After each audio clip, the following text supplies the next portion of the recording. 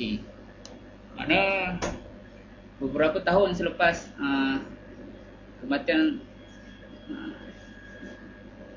Rasulullah SAW, mana umat Islam mula masuk ke Afrika Utara pada zaman Saidina Umar Al-Khattab radhiyallahu anhu, di bawah pimpinan Amr bin Al-As. Mana diriwayatkan umat Islam sebelum ni kalau buka suatu kota, mereka akan mengambil masa yang sangat singkat dan ringkas.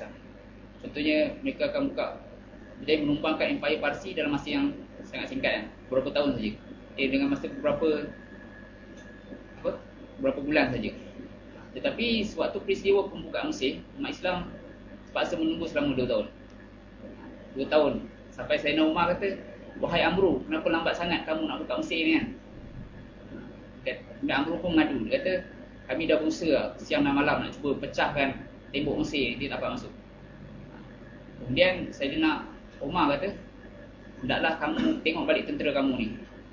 So dia cek hati dia orang balik ni, suci ke tak, bersih ke hati mereka daripada penyakit dunia ni. Adakah mereka ni berperang kerana nak dunia ataupun nama, ataupun mereka berjuang untuk menegakkan kalimah Allah. Kerana selepas Amr bin As cek balik tentera-tentera dia dan kemudian membaiki tentera dia, dalam masa yang singkat saja Mesir dapat dibuka oleh Amr bin As. Itu permulaan masukkan umat Islam ke Afrika Utara. Dan kemudian umat Islam mara sampai ke Tripoli, iaitu di Libya. Kemudian pada zaman Khalifah Al-Walid bin Abdul Malik, iaitu Khalifah Islam yang terkenal dengan orang panggil, kalau baca dalam sejarah, Khalifah Al-Walid bin Abdul Malik adalah seorang Khalifah Umayyah yang terkenal dengan usaha perluasan wilayah Islam. Mana wilayah-wilayah Islam banyak tersebar dan luas pada zaman Al-Walid bin Abdul Malik. Okey, mana sebelum Al-Walid bin Abdul Malik ni, gubernur yang berada di Afrika Utara bernama Hassan bin Uman. Hassan bin Uman adalah gubernur Afrika Utara sebelum Khalifah Al-Walid bin Abdul Malik. Dan selepas Khalifah Al-Walid dilantik sebagai khalifah baru, dia pun menukar gubernur yang berada di Afrika Utara dengan melantik Musa bin Nusair sebagai khalifah, sebagai gubernur Afrika yang baru. Okey. Sewaktu Musa bin Nusair ni menjadi gubernur di Afrika Utara, dia tengok ada 4 kelemahan utama yang berada pada umat Islam pada masa itu. Yang pertama adalah kerana umat Islam mempunyai tentera laut yang sangat lemah. Kerana tentera laut umat Islam pada masa itu sangat-sangat lemah, terdedah kepada ancaman daripada kekuatan tentera laut Empire Rome. Yang kelemahan utama yang Musa bin Nusair nampak. Dan kedua, kelemahan yang ada pada masa itu adalah pemimpin-pemimpin Islam sebelum ini, mereka ni tidak memberikan kerjasama kepada gubernur untuk menjadikan Kairawan. Iaitu Kairawan ni adalah satu panggil ibu kota pusat pada Afrika Utara pada masa itu. Mana Kairawan ni tidak dibekalkan dengan kesiapan yang cukup untuk menjadi sebuah markas dan pusat tentera yang hebat di Afrika Utara pada masa itu. Dan sebab yang ketiga adalah kerana kelemahan yang ada, tentera Islam pada masa itu tidak cukup, mana sangat terdedah pada bahaya. Dan terakhir sekali, kelemahan yang ada pada masa itu adalah orang Islam banyak berperang dengan orang-orang barbar. Mana tentera Islam sebelum ni sangat-sangat keras, mana mereka ni sangat keras dengan orang-orang barbar. Mana anak cerita orang barbar ni adalah penduduk asli kan Afrika Utara pada masa itu. Mana pemimpin Islam sebelum ni sangat-sangat keras mana mereka tidak bertolak ansur dengan penduduk di Afrika Utara pada masa itu. Kemudian Musa bin Nusair telah dikaji empat kelemahan ni, kemudian dia menggariskan 2 misi yang dia akan laksanakan sewaktu dia jadi gubernur di Afrika Utara. Misi yang pertama, dia kata dia nak menghapuskan pemberontakan yang ada di Afrika Utara. Sebab apa? Kalau kita sibuk berperang dalam negeri, apa kesan dia? Agama Islam tak akan tersebar kan? Mana kita sibuk dalam negara kita kan. Tapi matlamat kita sendiri nak kena sebarkan Islam ke seluruh dunia. Tetapi umat Islam menyibukkan diri berperang dengan orang asli di dalam negara tersebut. Okay. Tapi usaha Musa bin Nusair bukan dengan berperang dengan orang barbar ni, tapi dia bersikap tolak ansur dan bertoleransi. Mana dia banyak pendekatan hati pendekatan hati dengan orang-orang asli ni. Mana banyak berjumpa, berbincang, berdakwah dengan orang-orang yang berada di orang asli Afrika Utara ni. Itu misi dia yang pertama, iaitu menghentikan pemberontakan dengan cara kasih sayang, bukan dengan pedang dan kekerasan. Dan yang kedua, misi dia adalah memastikan Afrika Utara sepenuhnya berada di bawah Islam. Mana sesuatu Musa bin Nusayr menjadi panglima Islam pada masa itu, negara yang masih belum ditawan adalah Morocco. Ini ada peta Morocco nak tunjuk peta Morocco. Yang bawah tu Morocco, yang atas tu Sepanyol. Sangat hampir. Okey, dua misi yang dilaksanakan. Selesai saja misi tersebut, mana nak cerita dengan selesai saja misi tersebut, apa yang berlaku? Selang beberapa tahun selepas tu, orang-orang barbar telah memeluk Islam.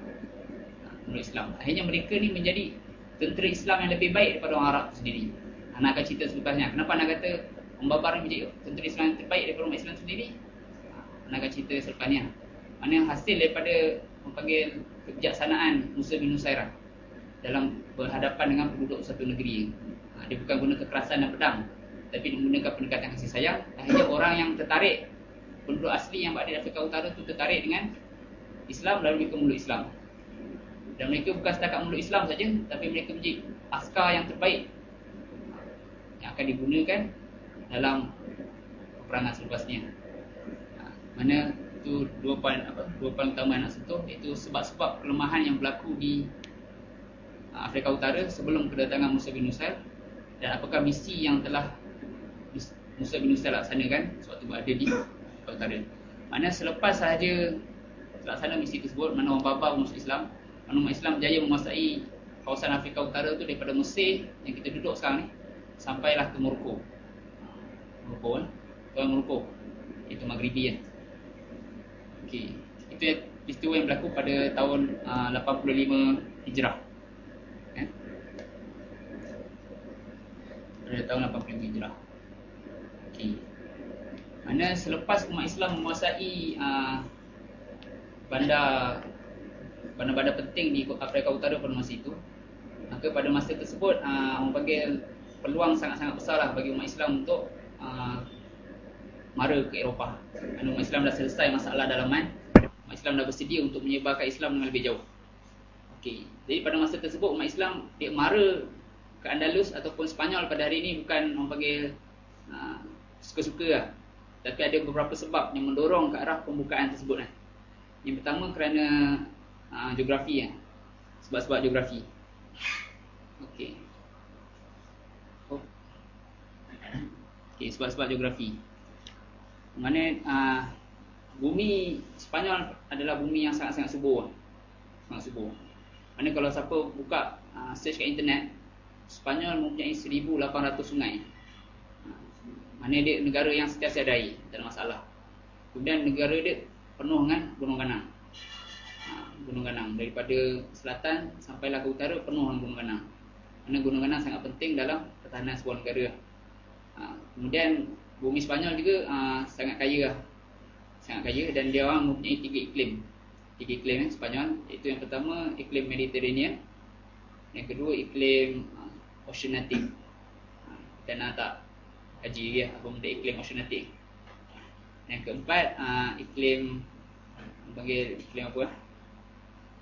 Tak ingat. Mana kita boleh cek balik lepas ni, mana 3 iklim yang ada di Sepanyol. Mana keadaan geografi tersebut sangat-sangat bagus lah untuk umat Islam mara kan. Dan yang kedua adalah kerana aspek politik yang mendorong ke arah pemasukan umat Islam ke bumi Sepanyol. Iaitu pada masa itu raja yang memerintah Sepanyol adalah King Roderick. Mana nak cerita tadi ya, King Roderick tu. Mana King Roderick tersebut adalah seorang raja yang menguasai Sepanyol. Pada masa yang sama dia ni berperang dengan anak-anak kepada orang panggil keluarga Rashta. Keluarga Rashta, bahasa Arab lah, bahasa Inggeris tak tahu. Mana keluarga Rashta ni, sebab apa King Roderick ni telah merampas kuasa daripada keluarga Rashta ni. Mana sebelum ni keluarga Rashta ni adalah apa panggil raja kepada bumi Sepanyol. Tetapi King Roderick telah mengambil alih, merampas kuasa. Lalu berlakulah orang panggil perselisihan faham yang panjangan antara orang